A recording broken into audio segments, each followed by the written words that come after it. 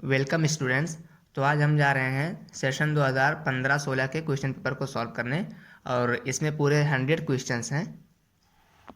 पहले उर्दू है, फिर हिंदी है, उसके बाद इंग्लिश, फिर मैथ्स का 2-3 लेक्चर चलेगा, फिर उसके बाद लास्ट में एक लेक्चर में हम साइंस को कवर कर देंगे।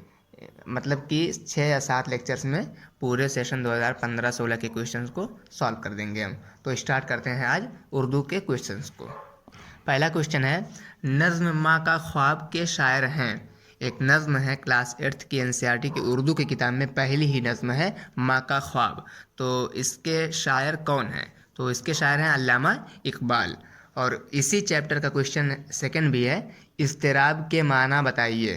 तो इस्तिराब के माना होता है बेचैनी। बेचैनी, सी ऑप्शन में हमको बेचैनी दिया हुआ है। और क्वेश्चन नंबर 3 देखते हैं, लफ्ज़ भलाई का मुतज़ाद क्या है? भलाई का अपोजिट हमको बताना है। तो भलाई का जो अपोजिट होगा वो होगा बुराई। ठीक। अब क्वेश्चन नंबर 4 है, लफ्ज़ आग बबूला होना क्या है? ये पूरा लफ्ज़ आग बबूला होना ये क्या है? तो ये एक मुहावरा है जो हमको डी ऑप्शन में दिया हुआ है। ठीक। क्वेश्चन नंबर 5 है, मुज़क्कर पर निशान लगाइए।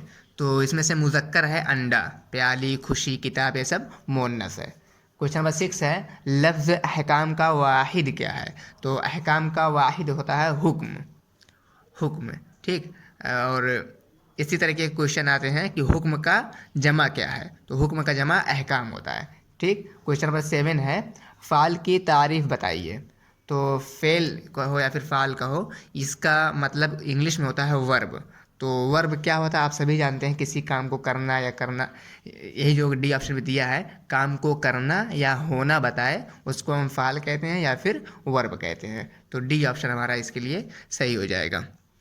क्वेश्चन नंबर 8 है, मुरक्कब लफ्ज़ पर निशान लगाइए। तो मुरक्कब कौन है, उस पर हमें निशान लगाना है। मुरक्कब में होता है जो दो लफ्ज़ को जोड़कर बनते हैं, जो दो हर्फ को।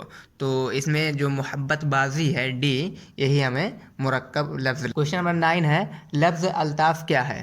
तो लफ्ज़ अल्ताफ़ किसी भी जगह का नाम हो, किसी का नाम हो, तो ये सब नाउन में आता है। और नाउन को उर्दू में इस्म कहते हैं। तो लफ्ज़ अल्ताफ़ जो हमारा होगा वो इस्म हो जाएगा। पहला ही ऑप्शन हमारा सही हो जाएगा। क्वेश्चन नंबर 10 देखते हैं, तरकीब की जमा क्या है? तो तरकीब की जमा होता है तराकीब, जो पहला ही ऑप्शन हमारा सही है।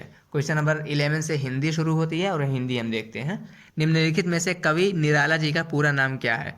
तो निराला एक कवि हैं, उनका पूरा नाम क्या है? तो उनका पूरा नाम आप एनसीईआरटी में देखेंगे, पीछे लिखा होगा सूर्यकांत त्रिपाठी निराला।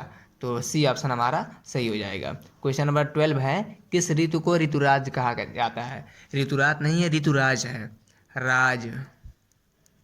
किस ऋतु को ऋतुराज कहा जाता है? तो वो बसंत ऋतु है, जिसको हम ऋतुराज कहते हैं। क्वेश्चन नंबर 13 है, निम्नलिखित शब्दों में से प्रत्यूष शब्द का उचित अर्थ बताइए। ये क्वेश्चन रिपीट हुआ है 2 या 3 बार, पर इसका मतलब होता है प्रातःकाल या फिर भोर, जो सुबह का टाइम होता है 4-5 बजे, उसी को हम प्रत्यूष कहते हैं या फिर प्रातःकाल या फिर भोर कहते हैं। ठीक। क्वेश्चन नंबर 14 है, हिंदी व्याकरण में विशेषण की सामान्यतः कितने भेद हैं? तो विशेषण के कितने भेद हैं हमको बताना था। तो विशेषण के 4 भेद होते हैं, आप सबको याद भी होगा कि कौन कौन से होते हैं। क्वेश्चन नंबर 15 है, निम्नलिखित शब्दों में से भाववाचक संज्ञा शब्द कौन सा है? तो भाववाचक शब्द जो है वो है प्रसन्नता। प्रसन्नता एक ऐसी चीज़ है जिसको हम रख नहीं सकते, इसको हम फील कर सकते हैं, सिर्फ महसूस कर सकते हैं, ना ही देख सकते हैं ना ही रख सकते हैं। ठीक। तो प्रसन्नता जो है ये भाववाचक संज्ञा है। इसी तरह क्वेश्चन नंबर 16 है, निमित्त शब्द का सही अर्थ होगा। तो निमित्त शब्द का जो सही अर्थ है वो होगा कठिनाई। निमित्त में कठिनाई होता है। हिंदी की मीनिंग, वर्ड मीनिंग आप याद करेंगे तो निमित्त की कठिनाई आपको मिल जाएगा। ठीक।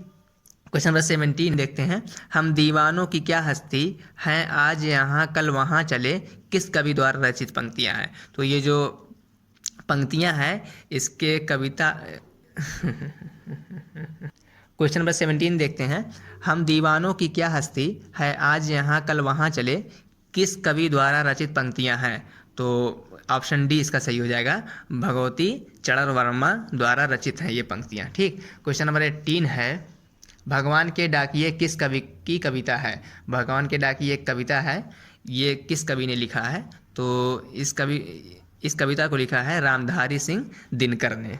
ठीक, अब हम देखते हैं question number 19। Car enable you to reach any place you want. Car आपको जहाँ चाहे वहाँ पहुँचा सकती है, लेकिन इसमें क्या भरा जाएगा, they pose parking problem in the city. हालांकि कार को पार्किंग में प्रॉब्लम होती है सिटीज़ वगैरह में, तो यहाँ पे जो फिल किया जाएगा वो होगा हाउ एवर। 19 का जो ऑप्शन सही होगा वो ए हो जाएगा। क्वेश्चन नंबर 20 है water consumers who waste water.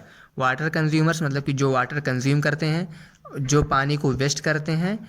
फिर आगे फिल होगा for overflowing tanks and wasting water. तो उनका जो खर्च करते हैं पानी या फिर पानी को ओवरफ्लो करते हैं, तो उनको क्या किया जाना चाहिए, तो उनको जो है पेनलाइज किया जाना चाहिए, यानी कि उस पर जुर्माना लगाना चाहिए। ठीक, तो ये जो ऑप्शन सही होगा वो ए होगा, will be penalised. Question number 21 है आई एम अफ्रेड। मैं डर गया हूँ। I come to your party next Saturday. जब मैं डर गया हूँ तो मैं तुम्हारी पार्टी में नहीं आ सकता, तो इसका मतलब जो होगा I can not come. I can not come. ठीक, I can't come to your party next Saturday. Question number 22 है आई एम नॉट इन हरी। मैं जल्दबाजी में नहीं हूँ। I have got plenty of time. मेरे पास बहुत समय है। I can wait. जब तुम्हारे पास बहुत समय है तो तुम इंतज़ार कर सकते हो, यानी कि आई कैन वेट। यहाँ पे कैन होगा, यानी कि सेंटेंस के हिसाब से हम यहाँ पर भरेंगे कि देखो अगर हमारे पास ज़्यादा टाइम है तो हम वेट करेंगे। अगर यहाँ पे रहता कि मैं हरी जल्दबाजी में हूँ, मेरे पास टाइम नहीं है, तो यहाँ पे रहता कि आई कैन नॉट वेट। लेकिन यहाँ कह रहा है कि मेरे पास टाइम बहुत है, तो आप कह सकते हैं कि आई कैन वेट, तो आप वेट कर सकते हैं। ठीक, क्वेश्चन नंबर 23 है I have been working in this office. मैं इस ऑफिस में वर्क कर रहा हूँ, काम कर रहा हूँ। अ वीक नाउ, अभी एक हफ्ते से।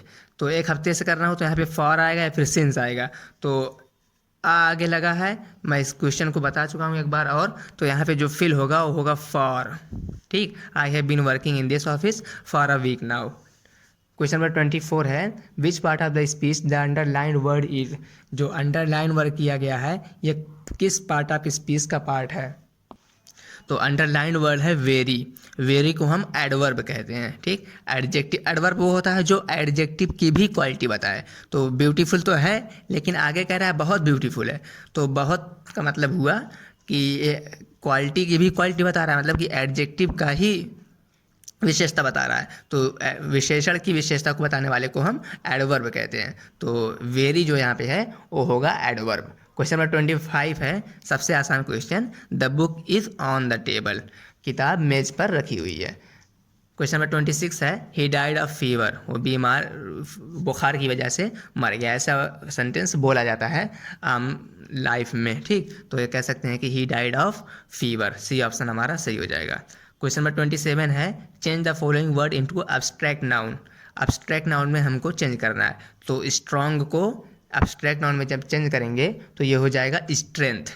ठीक, वीक को अब्स्ट्रैक्ट नाउन में करेंगे तो हो जाएगा वीकनेस। हार्ड को करेंगे तो हार्ड हो जाएगा हार्डनेस।